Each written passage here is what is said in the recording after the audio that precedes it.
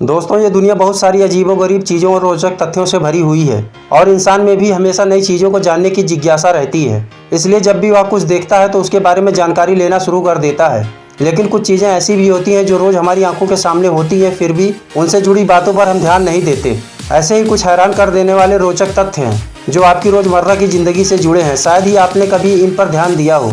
तो चलिए जानते हैं कुछ ऐसे ही रोचक तथ्य। किट्टी पार्टी और परिवार में मनोरंजन के लिए ताश तो बहुत से लोग खेलते होंगे। अगर नहीं भी खेले हो तो ताश के पत्तों को तो देखा ही होगा। लेकिन क्या आपने कभी इस बात पर ध्यान दिया कि बादशाह के 4 पत्तों में से पान के पत्ते पर बादशाह की मूछें नहीं होती है। गाना सुनना किसे पसंद नहीं होता। क्या आपको पता है कि जब आप बहुत खुशी में कोई गीत सुनते हैं तो उसकी धुन पर ध्यान देते हैं, लेकिन जब आप दुख में गीत सुनते हैं तो आप उसके शब्दों को समझते हैं।